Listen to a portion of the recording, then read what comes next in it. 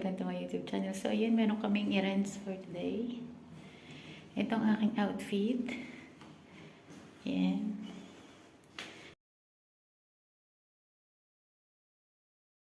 Shein, yan, in-order ko sa kanya.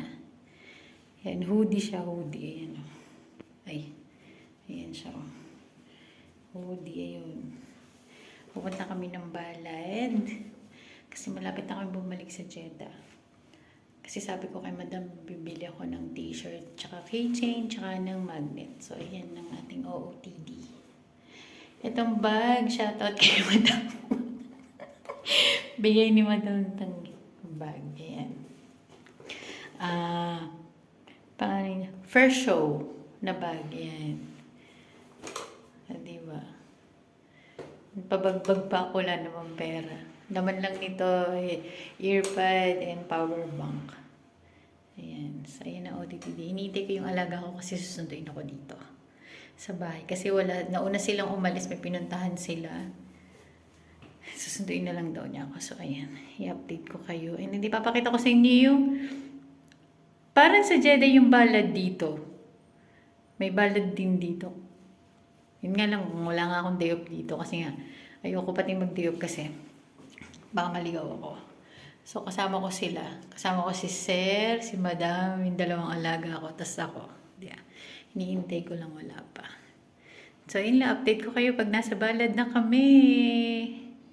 Bye mga kasali parts. See you later. Ayan, on the way na kami. Papunta sa balad.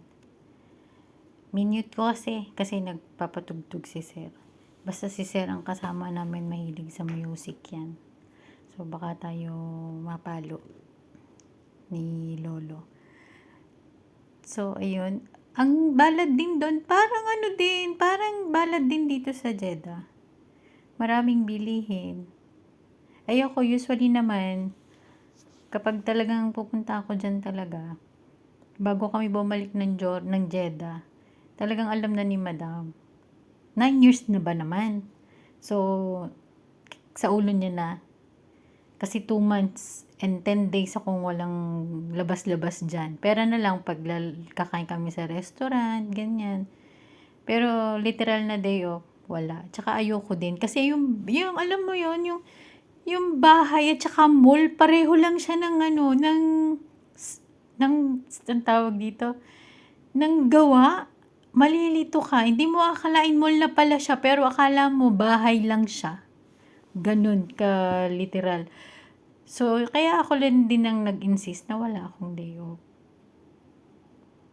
At saka pag naman naandyan kami, hindi rin sila nag-i-stay dyan sa Jordan. Like, for example, nitong last na vacation namin nitong 1 month ago, di ba nagpunta kami doon? 4 days pa lang kaming nakaka-stay doon. Nag-travel naman sila. 3 weeks silang nag-travel sa Switzerland. So, ako na naman ng mag-isa. And then, after na bumalik sila, nag-travel naman si Madam mag-isa sa Istanbul at saka sa Turkey. Tas sila, Sir, yung mag-aama, nag-travel din. Ganun. Kaya ako lagi ang nasa bahay mag-isa. So, kaya nakakapagluto ako doon. Nakakapagluto din naman ako dito pag wala lang din naman sila, di ba? Ganun lang. Hindi sila nag-i-stay talaga sa bahay. Nasabi lang bakasyon. Ganun. Kahit dito din. Naiiwan ako dito. Pag may travel din sila. Minsan, yun nga. Minsan, 1 week, 4 days, 7 days. Pero nitong nakaraan, 'di ba, nagulat ako kasi nagbakasyon kami sa Riyadh, 'di ba? Unexpected 'yon kasi first time kong mag-travel nakasama yung mga alaga ko na kami lang talaga na 3. Kasi nung time na 'yon, sila Sir bumalik ng Istanbul. Nagustuhan ata nila. Maganda daw kasi doon, sabi ng mga alaga ko. Actually, may binigay nga Lagi naman sila pag nagta-travel, meron naman silang pasalubong sa akin. Yun lang yung kagandahan sa kanila. Pero hindi ko hinihingi yun, Alam mo naman sabihin ko, pasalubungan ako, hindi. Kusa. Nagulat lang din ako nung nitong nag-travel sila sa Switzerland. May pasalubong si Madam sa akin. Papakita ko sa December, sa Vlogmas. Tapos yung mga alaga ko, may pasalubong din galing Switzerland. Tapos nung nagpunta sila sa Istanbul, may pasalubong din. Di ko pa lang din na-videohan. Sa December na nga, sabay-sabay na. Tingnan, nagpunta sila, Madam, sa Jerusalem. May pasalubong din sa akin. Hindi ko pa rin napapakita. Sabay-sabay na sa Christmas. Kaya yun, nakakatuwa lang, di ba? Yung kahit malilit na bagay na appreciate ko. So, ayan na yung ballad. Nandyan na kami. Starting dyan. Tas dulo-dulo na. Kasi kami magpo-parking si Sir. At first time ko din na makasama si Sir sa ballad. Kasi usually kasi kami lang talaga ni Madam na dalawa. Hindi kasama si Sir. Wala. Nung nagpunta kami, nandun si Sir. Siyempre, nahihiya rin ako. Kasi siyempre, siya yung driver. Nahihiya ako. Siyempre, sa ganun, di ba? Give and take lang naman. Kasi, kita naman nila ako. Kahit anong pagod ko sa mga alaga ko, never. Hindi ako nagreklamo. Wala silang reklamong naririnig sa akin. Kahit mga alaga ko, nalilibang sa paglalaro. Alas 3 ng madaling araw kami natutulog sa kalalaro nila. So, ayan, magpa-parking na kami. Kaya, ayun, siguro, sa ganun yung effort. Siyempre, nakaka-overwhelm. Kasi siyempre, yung pakonsuelo ba nila, diba? Pagdadrive ba naman si Sir, pwede naman kaming magkarim o Uber. O, diba? So, yun lang din ang kagandahan sa kanila. Kasi si Sir na rin naman din na nagsabi na family na rin din, part din ako ng family sa lahat ng gathering o kaya yung mga occasion, lagi nila akong sinasama pagkain sa restaurant. Yun lang din yung nagustuhan ko sa kanila talaga. Syempre naman, di naman ako magtatagal kung ng 9 years, kung di ba yung hindi kami compatible ba? Ganon. Kaya, nagpapasalamat ako syempre. Kasi napaswerte lang talaga. At saka mabait naman ako. Talaga. Hindi, charot lang. Kasi naman, magugustuhan din naman nila ako. Magtatagal din ba naman ako sa kanila kung masama din naman yung ugali ko. Alam nila, simula nung bata pa yung bunso, halos di pa naglalakad. Kita naman nila yung pag-aalaga ko nung maliit pa, Kita din naman nila yung hirap ko. Kaya yun lang, bawi-bawi lang din. Siyempre, nandun pa rin yun. Siyempre, tayong mga Pilipino, mahihiya, di ba? Tapos hindi pa ako nakaporma ng maghanap. Kasi nga, nahihiya nga ako kay Sir. Kasama din siya sa paghahanap. Nahihiya ako. Kaya konti lang yung nakuha ko. Hindi nga ako nakakuha ng keychain. Magnet lang. Pero t-shirt, 6.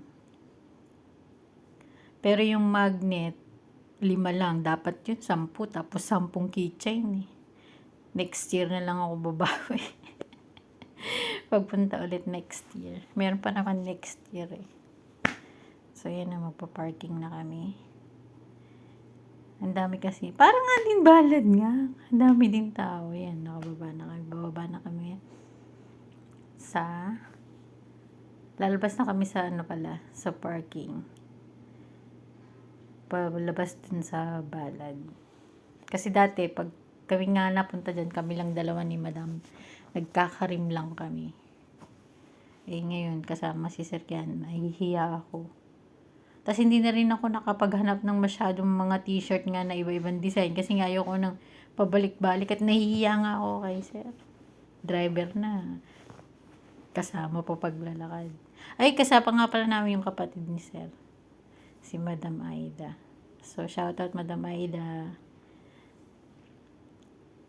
Salamat sa pagsama. Yan, naglalakad kami. At saka, syempre, pag ganyan lakaran ba, hindi ka pwedeng mag-high heels. Eh, kaya lang yung kapatid ni sir. Naka-heels. Grabe naman. Eh, kaming tatlo nila sir naka-rubber shoes. So, itong store na to, yan yung una namin pinasukan. Yan, bumili sila madam ng sabon ba. Ewan ko. May sabon na binili yung para sa langis. Diba? Namantsahan yung damit mo. May sabon silang binili. Meron din sa Lebanon yun eh. Ayun o. Yan yung brown na yun. Para yun sa langis. Diba, pag natapunan ng langis, ayun. Pwede mo siyang, yun ang sabon. Tapos ayun yung mga herbs na nila, nilalagay sa iniinom nila. Na chai, ganyan. Ayun, yan yung mga dahon-dahon na yan. Yan. Gusto ni sir yan. Nilalagay yan sa green tea. Pero ako, pag nagtiti ako, nilalagay ko mint. Pero yun, hindi ko gusto yun. Tapos ayun, nakalabas na kami. Ayan, naglalakad na kami. Patuloy kami naghahanap ng t-shirt tsaka ng magnet. Makikita nyo yung yung nabili ko. Papakita ko. Tawad mo, naka-heels si madam. Oh, diba? Saan ka pa? Punta kami sa ibang store, pero sa bandang taas. Kasi wala kaming makita.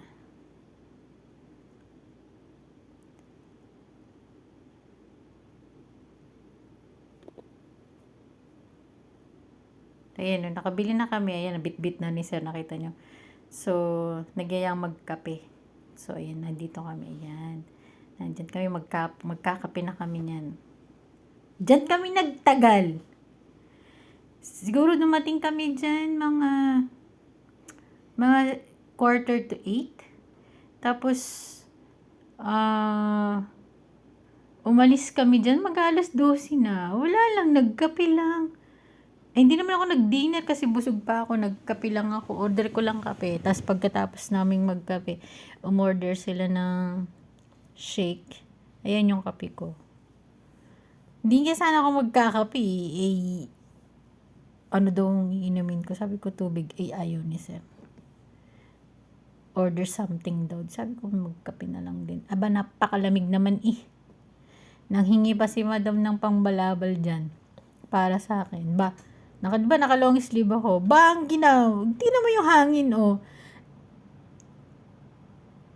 Maganda kasi yung doon, yung weather doon. Talagang pwede kang mag-stay sa labas ng ganung oras kasi napakalamig na nga. So, pagkatapos namin magkape, umuwi na kami. So, thank you for watching.